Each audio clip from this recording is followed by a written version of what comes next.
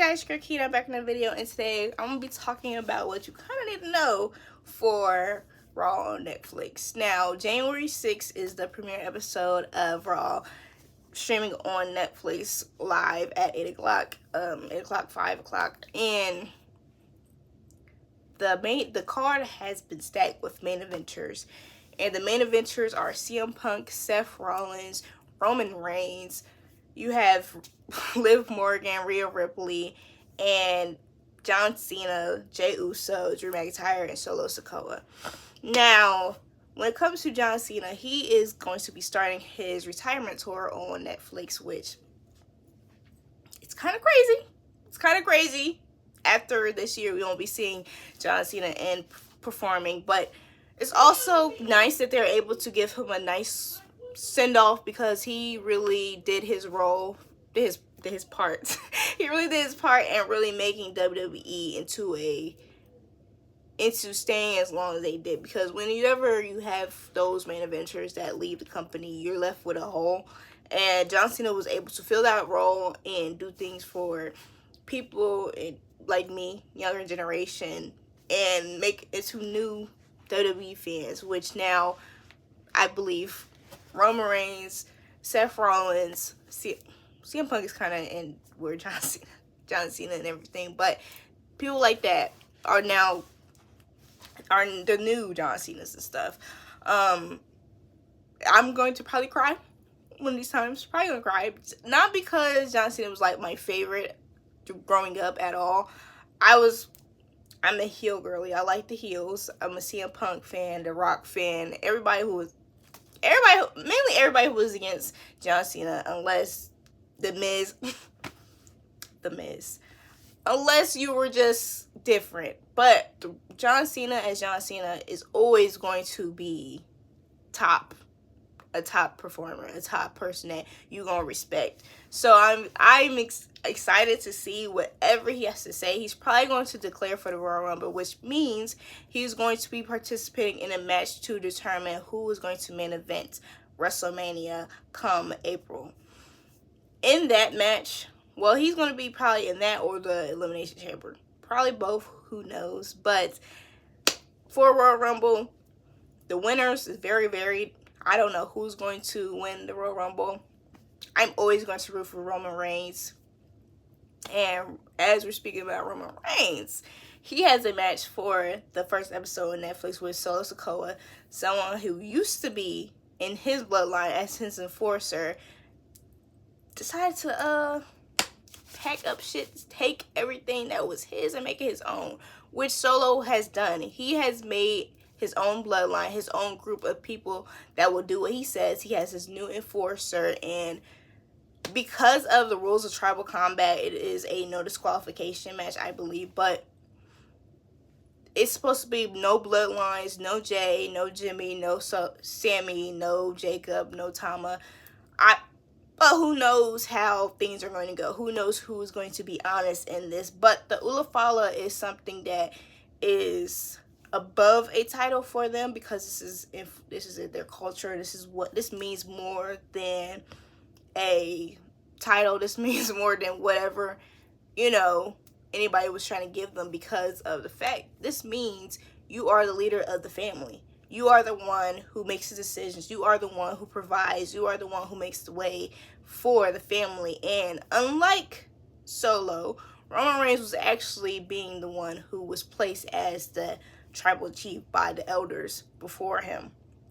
Solo decided to steal that. He decided to steal that. He decided to steal that and make his own thug line and try to wreak havoc on SmackDown, which he has been doing.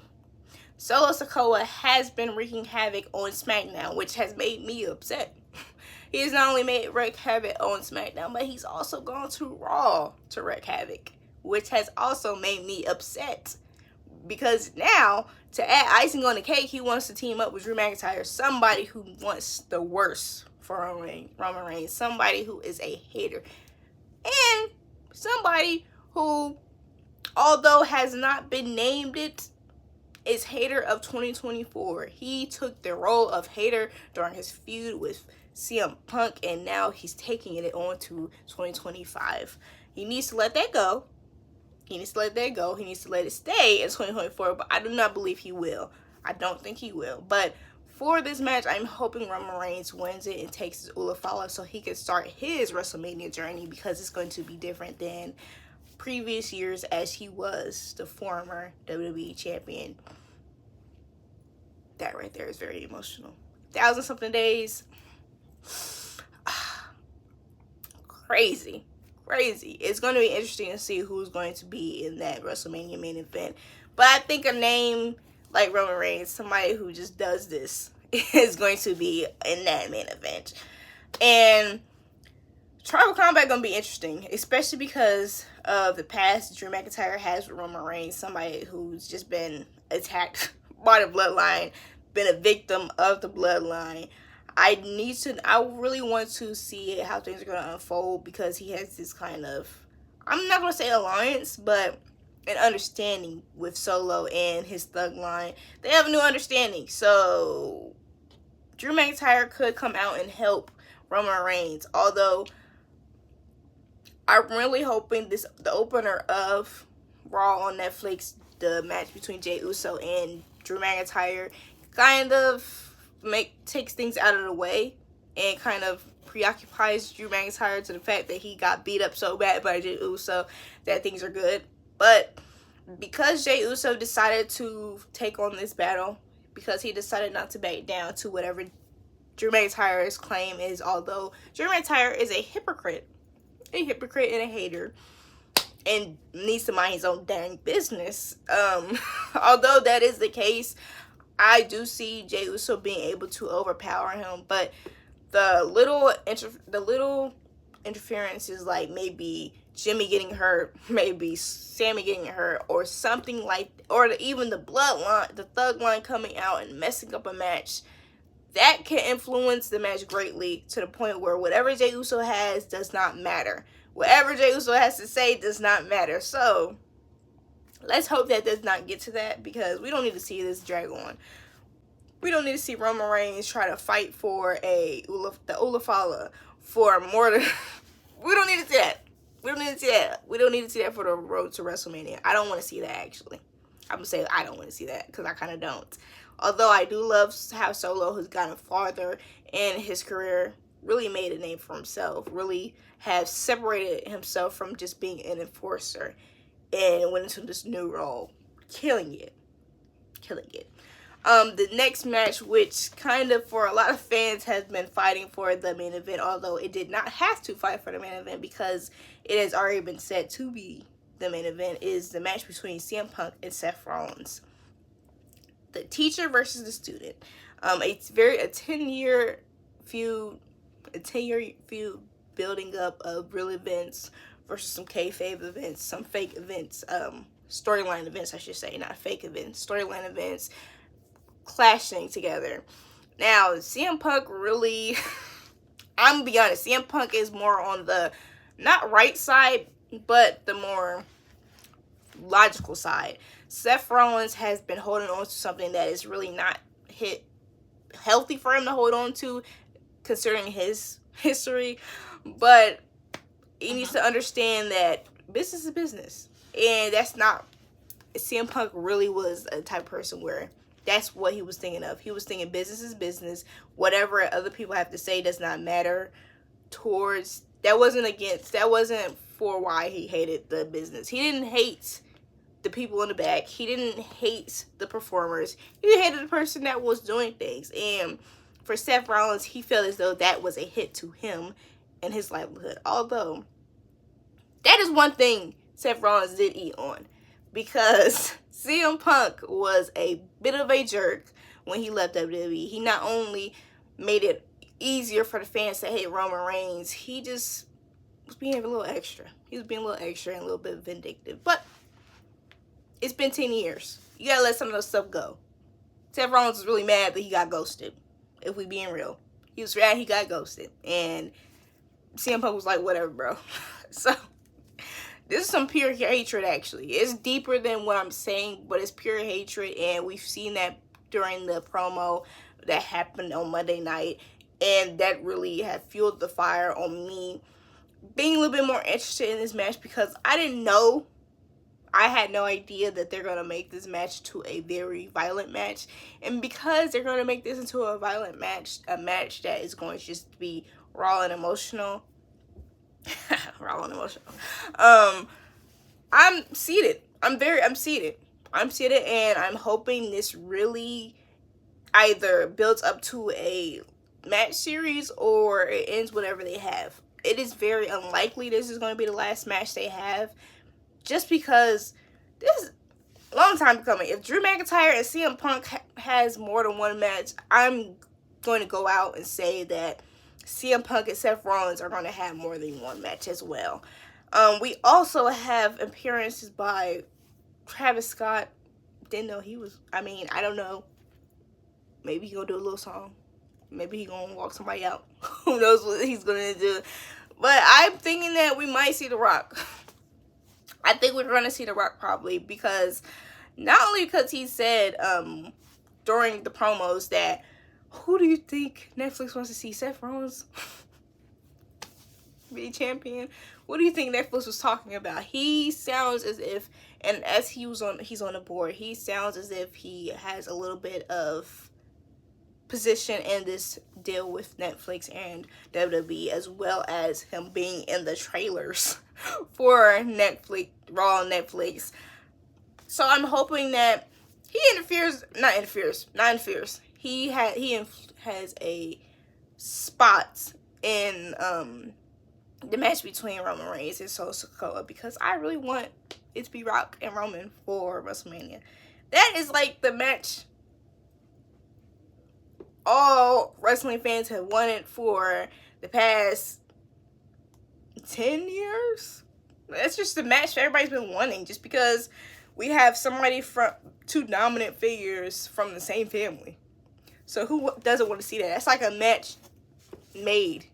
A match set. Like, that's a money match. So I'm hoping that's what Rock has to say, especially because he came up during Bad Blood after the match between Cody Rhodes and Roman Reigns versus Solo and Jacob Fatu. We also have Cody Rhodes being on that marquee to be there, although he does not have an opponent, because Kevin Owens and Cody Rhodes are supposed to be fighting during the Royal Rumble. And for Bianca Belair, she's also stated to make an appearance, but she has a tag team championship. She could be having a tag match during that episode of Raw, which is Bianca Belair. I'm seated. And the women's championship match we have is Rhea Ripley versus Liv Morgan, which has been a feud we've been going through all 2024, basically. Against our will a little bit. But things have just turned left, because now we need a definite winner. We don't need any interruptions. We don't need any cheating, because for the past matches Rhea Ripley and Liv Morgan have had for the championship, all those matches, Liv Morgan has cheated. She has cheated, or something has gone to where Rhea Ripley is just not been determined the winner because of an influence of outer people like Dominic Mysterio and Raquel Rodriguez. And we don't need that to happen again. We need us a clean match between two wrestlers, because that's where things need to go. And while Liv Morgan has been champion because of the fact that she's been preoccupied with things other than the women's division, I want Rhea Ripley to win, just so we can have a reset. I want a reset, a change, because I don't want it just to be feuding with Rhea. I don't want it to just be feuding with one other person, then we go back to Rhea. We don't need none of that. We need a reset, and we need a new champion. And Rhea Ripley will be able to be a new champion and give us that reset that we desperately need. This feud has caused so much unnecessary toxic fan behavior. I'm ready for it to be done. Just ready for it to be done. Not saying anything bad about Rhea or Liv Morgan, because they both have been playing the role and what they've been given very well. And Liv Morgan has put herself in that main event spot to be kind of undeniable. So I'm very happy for how far Liv Morgan has gone, because she's always had the talent. I think there's a lot of underrated performers in the back that just don't have that opportunity, and Liv Morgan was one of those people, and she was able to get that opportunity. So all good things have to come to an end, though. All good things have to come to an end. I'm just being real. A match that I'm kind of disappointed isn't on the card anymore, but it's understandable it is not on the card anymore, is the match between Dakota Kai and Lyra Valkyria for the Intercontinental Championship belt. This Intercontinental Championship title will be our first mid-card title for the women's. It's very historical, but because we have so many main eventers, so many high-profile matches and things going on for this first episode on Netflix, it is understandable they don't want this very historical moment to be overshadowed. Hopefully, nobody gets beat up in the back and someone gets injured, so the match just changes. But I'm excited to see it. Hopefully, Lyra Valkyria is our Intercontinental Champion, but who knows with the way things go? Who knows? All hopes for Jey Uso to win that match between Drew McIntyre, because if he has a little hiccup, there is a chance Drew McIntyre is going to do more harm than good for me with the match between Roman Reigns and Solo Sikoa. But this episode of Raw on Netflix is going to be exciting for me, because I know that we're going to have more WWE fans, so that means things might be more accessible when it comes to WWE merch. But I'm also a little scared. I'm also a little tiny bit scared that this just means we're gonna have to buy more things. Although, like, I understand they gotta make their money. I don't want things to go to where there's more things for us to buy. Like, let's not go back to pay-per-views at all. Let's keep it on streaming sites. You know, I don't want to pay for anything extra. Keep it on streaming sites. And this also is just different because WWE has always been on cable TV since it's been on television. And now other promotions like AEW now being on Max, that right there is a shift in television. So, but SmackDown is still on USA, you know. This SmackDown is still on USA. 8 o'clock and 5 o'clock, man, still on USA. So, I'm excited to see. I don't know, because of this new change and Raw is now on Netflix, we do have crossovers. We have SmackDown superstars coming on Raw and vice versa. So, both shows are going to be, I think both shows are going to be a little bit important to the WWE universe and what's going on. So, I think for all those just trying to get into it, it's perfect time to get into it because it's catered to new fans. Everything is probably going to be laid out plain for you guys, for people to understand everything. Very excited. But you guys let me know how you guys are feeling for this new era of WWE. Thank you for watching. Please like, comment, share, and subscribe. Bye.